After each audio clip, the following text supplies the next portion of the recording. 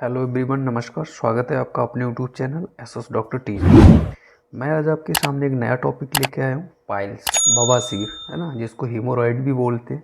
बवासीर क्या होती है, इसके क्या क्या कारण होते हैं, कॉजेज़ क्या क्या, इसके लक्षण क्या क्या हैं, है ना, इसमें क्या इलाज लेना चाहिए, कितने तरह का होता है, डाइट या क्या खाना चाहिए क्या नहीं खाना चाहिए, इन सभी चीज़ों के बारे में बहुत ही डिटेल में बात करेंगे।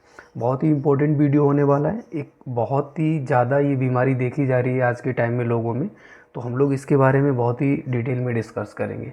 देखिए, आजकल लोग ना पाइल्स को पहचान नहीं पा रहे हैं कि पाइल्स होता क्या है।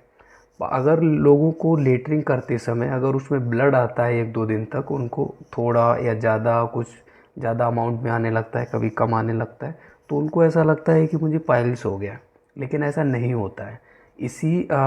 जब लोग समझ जाते हैं कि मुझे पाइल्स हो गया है, तो वो बहुत ज़्यादा स्ट्रेस में आ जाते हैं, चिंतित रहने लगते हैं ना, जिसकी वजह से उनको और भी कॉम्प्लिकेशन होने के चांसेस बढ़ जाते हैं।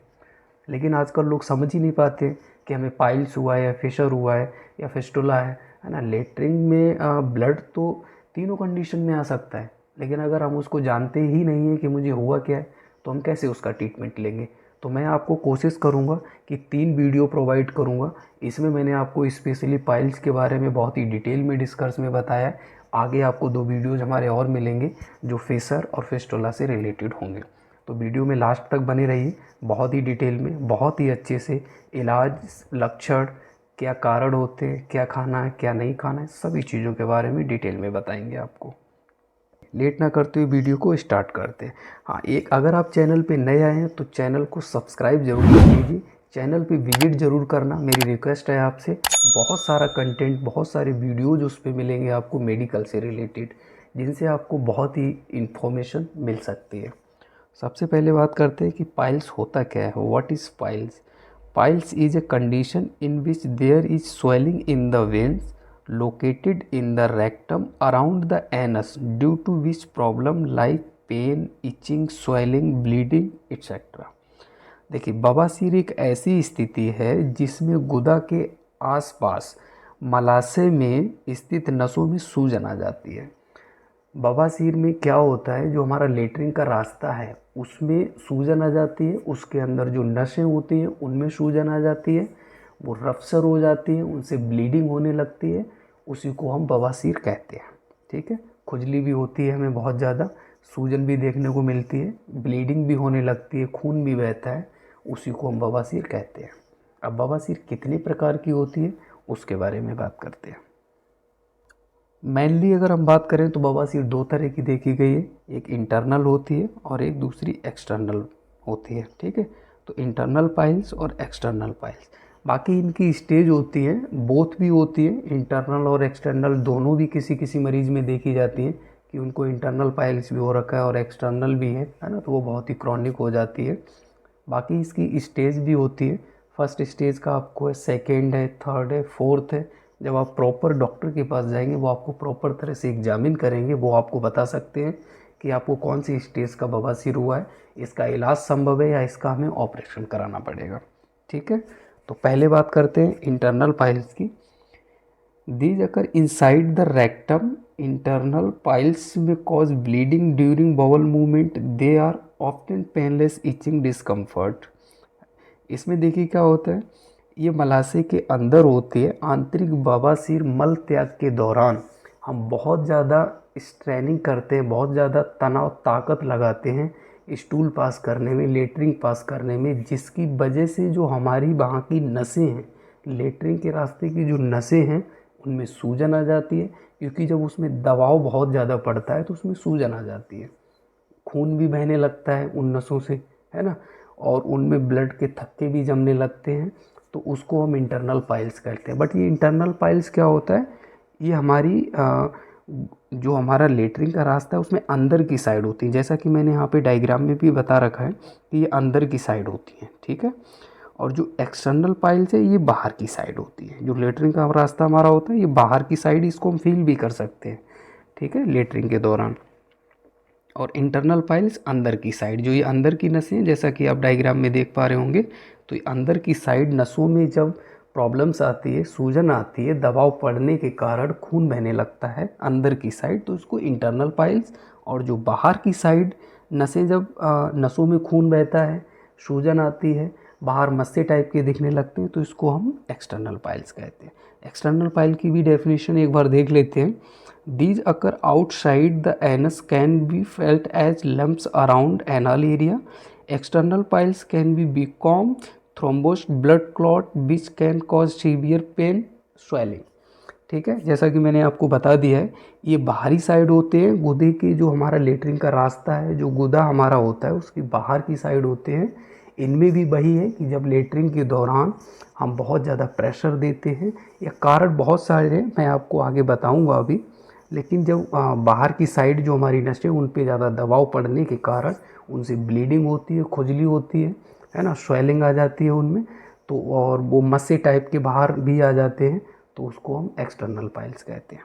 ठीक है, क्लियर है पॉइंट। वीडियो आपको अच्छा लग रहा है तो चैनल को लाइक एंड सब्सक्राइब कर लीजिए, शेयर कर दीजिए दोस्तों में। चलिए अभी बढ़ते हैं नेक्स्ट पॉइंट की तरफ। अब बात करेंगे इसके लक्षण क्या है, सिम्टम्स क्या होते हैं ना, कैसे हम पता करेंगे कि हमें पाइल्स हुआ है, उसके कुछ लक्षण होते हैं, क्या होते हैं मैं आपको बताता हूँ।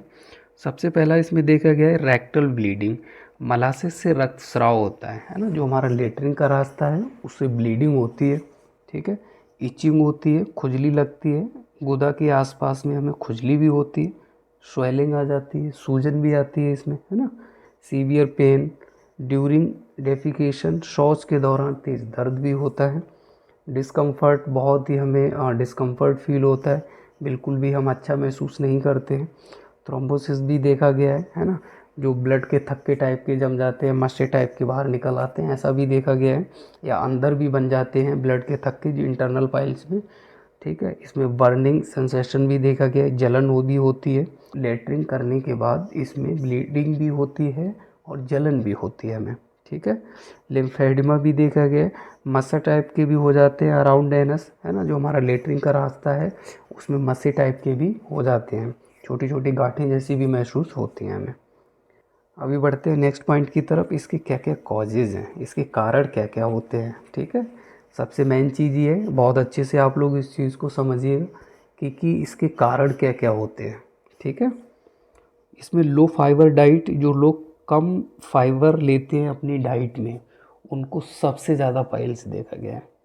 क्योंकि जब हम लो फाइबर लेते हैं तो कॉन्स्टिपेशन जैसी कंप्लेंट्स भी हमें होती हैं, जिसकी वजह से हम स्टूल हमारा बहुत हार्ड होता है, स्टूल जब हम पास करते हैं तो हमें बहुत ताकत लगानी पड़ती है, बहुत स्ट्रेनिंग करनी पड़ती है ना, जिसकी वजह से हमारी बांह की जो टिश्यू है, बांह की जो नसें हैं, वो रफ्चर हो जाती हैं और हमें ऐसी समस्याएं फेस करनी पड़ती हैं।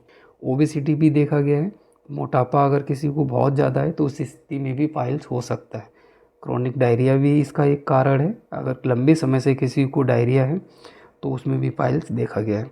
कॉन्स्टिपेशन, जैसा कि मैंने आपको बताया है अभी, कि अगर हमें कब्ज है, स्टूल हमारा बहुत टाइट आता है, लेटरिंग हमारी बहुत हार्ड है, टाइट अगर आती है, तो उस स्थिति में भी हमें पाइल्स हो सकता है।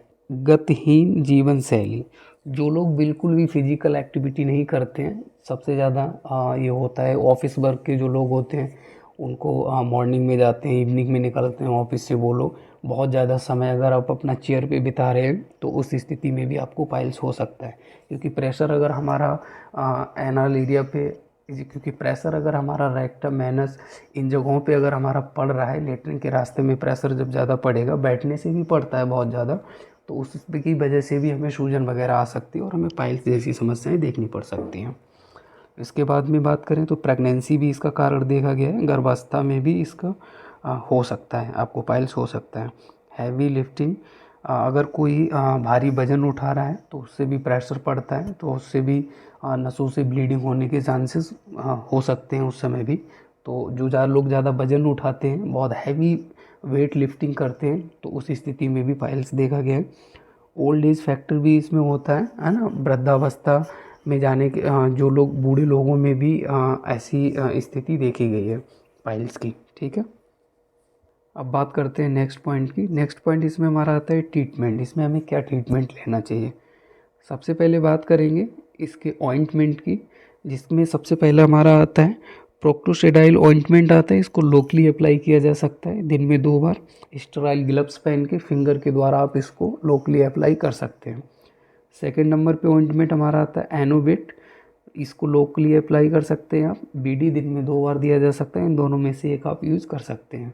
बाकी प्रोक्टोशेडाइल देखा गया एक्सटर्नल पाइल्स में बहुत ही इफ़ेक्टिव माना गया है ना। सिरप की बात करें तो इसमें क्रेमाफिन दी जाती है लेटरिन को लूज रखने के लिए।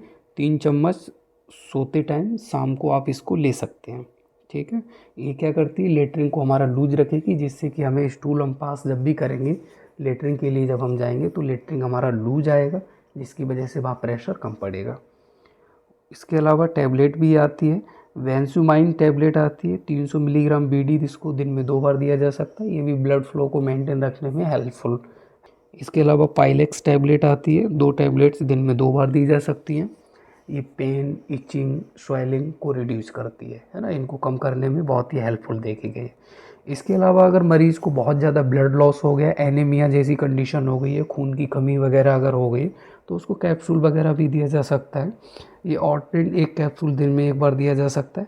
और अगर कोई और भी लक्षण आपको दिखाई दे रहे हैं तो सिम्प्टोमेटिक ट्रीटमेंट भी मरीज़ का किया जा सकता है, ठीक है। जैसा कि मैंने यहाँ पे नोट डाउन कर रखा है, अगर और भी कोई लक्षण है तो उसका आप सिम्प्टोमेटिक ट्रीटमेंट कर सकते हैं, ठीक है। एक चीज़ का अच्छे से ध्यान रखना, यहाँ पे जो भी मैंने आपको बताया ये आपकी अडल्ट डोज है, ठीक है। अच्छा, इसका भी आप लोग बहुत अच्छे से ध्यान रखना, do not take without consulting a doctor. Doctor की बिना सलाह के कोई भी ट्रीटमेंट ना लें, ठीक है।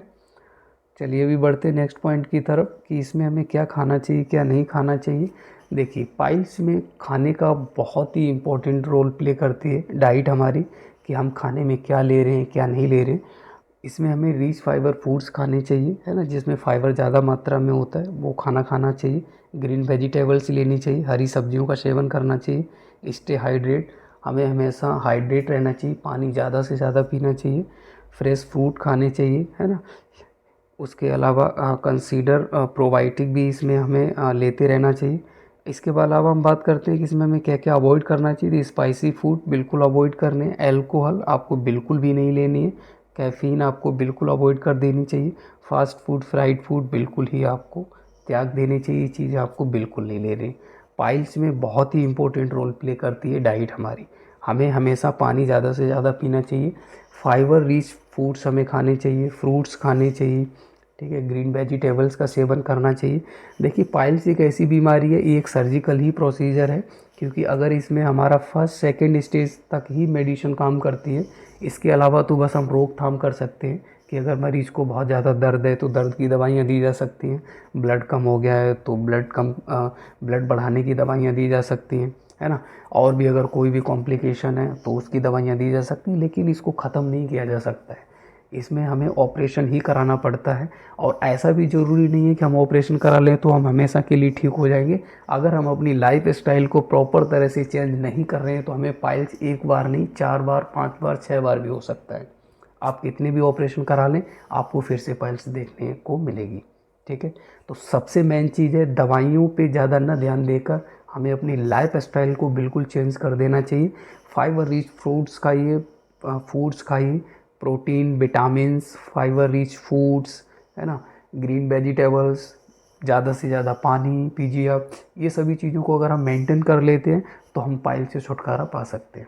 उम्मीद करते हैं आपको वीडियो पसंद आया होगा, अच्छा लगा होगा। अगर आपको वीडियो पसंद आया है तो चैनल को सब्सक्राइब कर लीजिए, लाइक कर लीजिए, दोस्तों में शेयर कर दीजिए। नेक्स्ट मैंने जैसा कि आपको बता रखा है 2 वीडियोज़ आपको भी इसी से रिलेटेड मिलेंगे कि फिशर क्या होता है और फिस्टुला क्या होता है ना। पाइल्स के बारे में आप लोग समझ गए होंगे, इसका ट्रीटमेंट, लक्षण क्यों होता है, इसमें क्या खाना चाहिए क्या नहीं खाना चाहिए, सारी चीज़ों के बारे में मैंने आपको बहुत ही डिटेल में बता दिया है। थैंक्स फॉर वॉचिंग, मिलते हैं बहुत ही जल्द नेक्स्ट वीडियो में। तब तक के लिए जय हिंद, वंदे मातरम।